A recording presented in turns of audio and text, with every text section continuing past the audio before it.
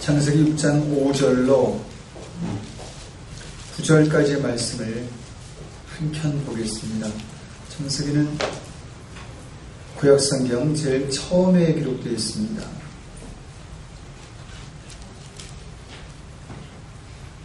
함께 읽도록 합니다.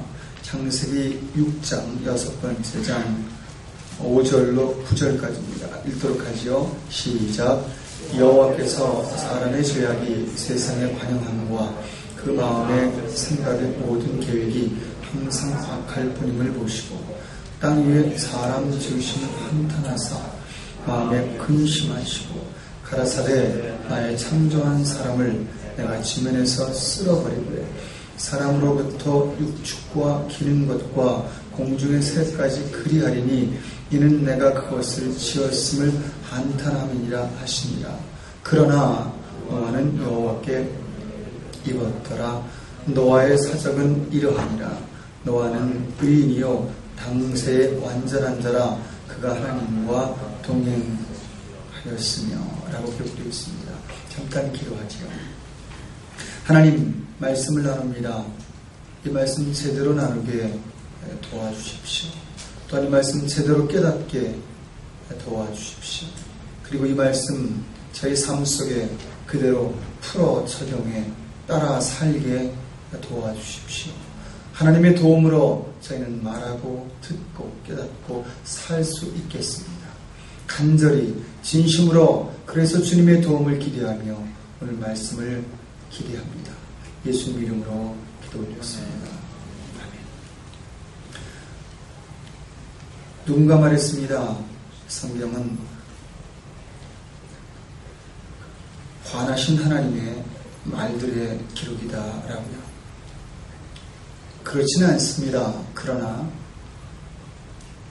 꽤 많은 부분에 하나님의 화나심 그리고 화나서 하시는 말씀과 모습과 행동이 보입니다.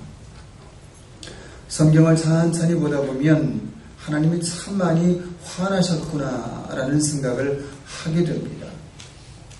성경을 보며 나도 보이고 너도 보이고 우리 인생도 보이는 건 분명하며 그리고 그래야 하지만 성경을 보다 보면 참 하나님 화나셨구나라는 걸 발견하고 또 발견하게 됩니다. 그분의 진노하심과 진노로 하시는 말씀과 화나서 하시는 행동들을 보면 어느 것은 참 끔찍하기 짝이 없습니다. 하지만 아셔야 합니다. 화났다고 하나님은 우리를 포기하진 않으신다는 겁니다. 오늘 성경 하나님이 화나신 그래서 그렇게 하신 일 중에 가장 끔찍한 일이 있습니다. 바로 여러분들이 읽으신 본문의 말씀입니다. 너무나 화가 나셔서 가만히 있을 수 없으셨습니다. 그래 하나님은 결정하시고 결단하여 행동하시는데 그 행동이 전대미문 정말 있을 수 없고 있어서는 안 되는 그러나 있어져 버린 말도 안 되는 앞으로는 그리 안 하겠다라고 약속하실 정도로 하나님 보기에도 너무나 비참하고 너무나 끔찍한 그러한 하나님이 하신 일이 있는데 그게 바로 온 세상 이 땅을 물로 덮어버리신 일입니다. 이 사건 성경에 기록되어 있습니다. 그래서 저희는 있다, 있었다라고 믿는 겁니다. 이 사건 폭이나 오랜 얘기며 책의 기록이어서 그냥 지나갈 수 있지 한번 우리 속에 이런 일이 벌어진다 생각하면 끔찍하기 짝이 없습니다. 홍수 사건, 이 사건은 우리에게 충격입니다. 그리고 이 사건을 통해 하나님 정말 무진장 화나셨구나라는 걸 발견하게도 됩니다. 참 무섭습니다. 참 굉장합니다. 어쩜 하나님 이러실까? 나아가 참 잔인하다라는 생각도 하게 됩니다. 감히 그런 말 붙이면 안 되지만 하나님, 그런 하나님처럼 느껴지기도 합니다. 이 사건을 보면서 아무렇지도 않은 사람, 참 이상한 사람입니다. 이런 사건을 보면서 놀라지도 않는 분, 참 굉장한 분입니다. 놀랄만한 사건입니다. 깜짝 놀라고 무서움에 덜덜 떨어야 할 그러한 사건 중에 하나입니다. 온 땅을 물로 덮었습니다. 내 그동안 했던 모든 일들, 쌓았던 모든 것들 다 없어지는 겁니다. 심지어 내 사랑하는 사람도 잃을 수 있는 겁니다. 얼마나 굉장한 일입니까? 내 인생이 아무것도 아니게 되는 겁니다. 이런 일이 성경에 기록이 되어 있습니다. 참 무섭다라는 생각 다시 한번 해봅니다. 하지만 가만히 생각해보면 이해되는 구석이 있습니다. 아니, 이해돼야 합니다. 거기서부터 시작해야 합니다. 하나님, 아무리 화나는 일이 있어도 하나님 어떤 일 결정하실 때 감정적인 분이기도 하지만, 감성적인 분이기도 하지만, 그래서 눈물도 있지만, 화도 내고 질투하기도 하고 성질도 내는 분이라 생각하지만, 그래서 어느 때인가는 다 쓸어버리고 너로 시작하지? 라고 투정도 하셨지만, 그분 무슨 일 결정하시며 행동하실 땐 이성적으로 하신다는 겁니다. 다시 말해 잘 따지고 분별하고, 그래서 그럴 만한 일에 그렇게 하시는 하나님이라는 겁니다. 그런 의미에서 저는 이런 말을 하고 싶습니다. 하나님의 화에는 이유가 있다. 하나님의 행동엔 이유가 있다. 늘 이유 있는 행동하시는 하나님입니다. 늘 이유 있어 그 이유 때문에 화낼 만하니 화내시는 하나님이라는 겁니다. 오늘 본문 보면 하나님이 이렇게 화내실 만했구나, 하나님이 이래 하실 만했구나라는 말씀을 발견하게 됩니다. 그래서 더 이 본문을 보며 저희를 보게 됩니다. 그러니 결국 홍수 사건, 그럴 만한 이유가 있는 사건이라는 겁니다. 끔찍하지만, 정말 말도 안 되지만 그런 사건임에 틀림이 없다는 겁니다. 6장 5절 한번 같이 봅니다. 거기에 그 이유가 나와 있기 때문입니다. 함께 보죠. 시작. 여호와께서 사람의 죄악이 세상에 관영하노라. 그 마음의 생각의 모든 계획이 항상 악하기에 라는 말로 시작합니다. 그래서 하나님이 놔둘 수 없었다고 말합니다.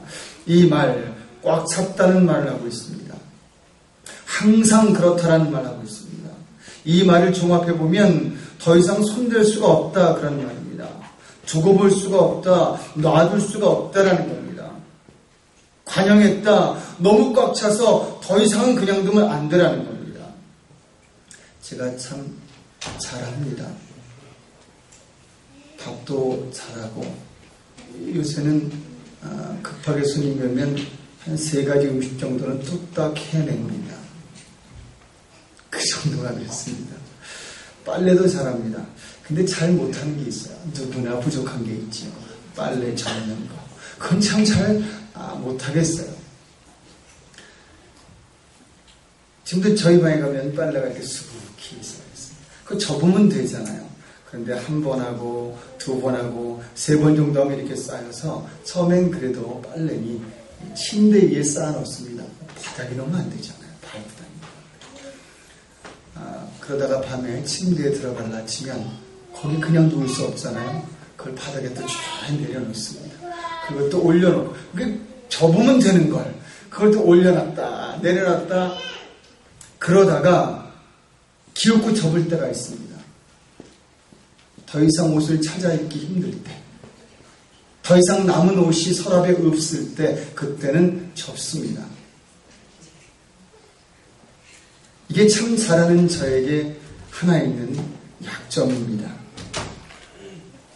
꽉 찼다, 더 이상 안 되겠다, 그런 마음이 들 때가 있어요. 더 이상 놔두면 안 되겠다, 그럴 때 있습니다. 관영했다라는 말, 그런 말입니다. 포화 상태라는 거죠. 더 이상 놔두면 터진다는 거죠. 그냥 놔둘 수 없다는 겁니다. 더군다나 사람의 생각과 계획이 항상 악했다 그랬습니다. 이 말의 원어를 보면 사람 생각이 늘 자기 중심이다 그 말입니다. 자기만 생각한다는 겁니다. 남 생각하지 않는다는 거죠. 늘 악하다라는 거, 가만 보면 이 세상 사는 삶 누구든지 대부분 사람 보면 악하지 않습니다. 여러분 주변 사람 보십시오. 악한 사람입니까? 악하지 않습니다. 생긴 건 그래도 악한 사람들은 아닙니다. 그런데 이기적이긴 하지요. 성경에 하나님이 이 땅을 가만 놔둘 수 없다. 그래서 작건 크건 징계하실 땐 반드시 말이 있었어요. 사람이 자기만 생각한다. 자기 생각만 옳다고 생각한다. 그리고 자기 생각이 아닌 건 멍이라고 여긴다라는 거예요. 부부가 싸울 때 보면 이게 얼마나 극명하게 드러나는지 몰라요. 어쩜 그렇게 제가 옳은지 몰라요.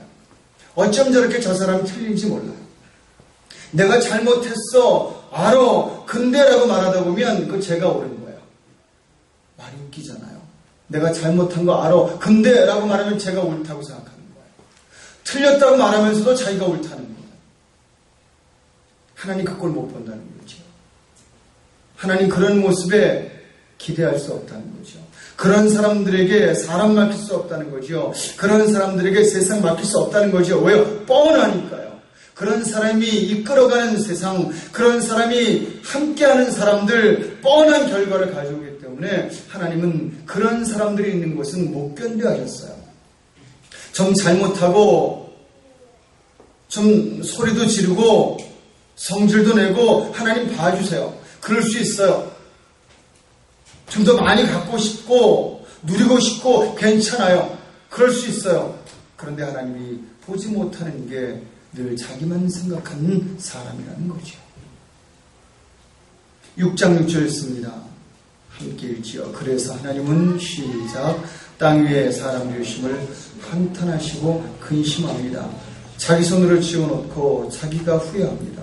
본인이 후회하시는 겁니다. 하나님 손으로 지었는데 만들었는데 후회하시는 거지요. 하나님 마음에 근심이 됐다 그랬습니다. 짐이라는 겁니다. 어찌 사람이 하나님 마음에 짐이 되어야 되겠습니까? 하나님 마음에 근심과 한탄이 된다 그랬습니다. 이 한탄이라는 말은 뭐 어떻게 할 수 없을 때 나오는 한숨이라는 표현입니다. 어떡하지? 라고 할 때 그저 내뱉는 말도 나오지 않는 저희 나라에서는 기가 막히다. 그게 뭔지 모르겠지만 정말 말이 안 나오는 상태를 말하는 것 같습니다. 그래 그런지 성경 로마서에 이런 말이 있습니다. 성령님이 너무너무 탄식하시는데 한탄하시는데 말할 수도 없는 탄식하신다 그랬습니다. 말도 안 나오는 거야. 기가 막혀서 뭐라고 말할 수도 없는 거지요. 하나님이 이 지경까지 됐다는 거지요. 하나님의 심정, 하나님의 모습이 이 정도까지 됐다는 거지요. 왜 그렇습니까? 6장 12절입니다. 한번 보겠습니다. 시작. 하나님이 보신즉 땅이 폐괴했기 때문입니다. 무슨 말입니까? 소생 불가능하다는 말입니다. 하나님의 결론이었습니다. 야, 소생 불가능하구나. 더 이상 안 되겠구나. 더 이상 이건 정말 내가 봐도 아니야 라고 하나님이 결론을 내리셨다는 거죠. 심각한 겁니다. 하나님 보기에도 아니라는 거죠. 사람 보기에 아니라는 건 하나님 보기에 아닌 것 아니에요. 사람이 봐서 야, 저 사람 진짜 안 돼. 저 사람 정말 내가 봤을 때 저 소생 불가능이야. 저 사람 회복 불가능이야. 저 사람 마음 고쳐먹을 수 없어. 변하지 않아. 라고 얘기해도 하나님은 그렇다고 말하죠. 아니야, 변할 수 있어. 될 수 있어. 그런데 그 하나님 입에서 말합니다. 안 돼. 더 이상 안 되라고요.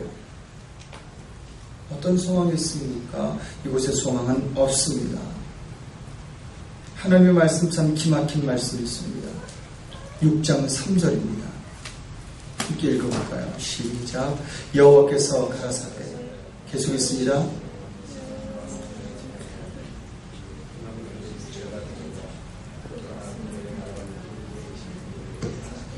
이런 설교를 해서 그런지 굉장히 침잠해서 읽으시는군요.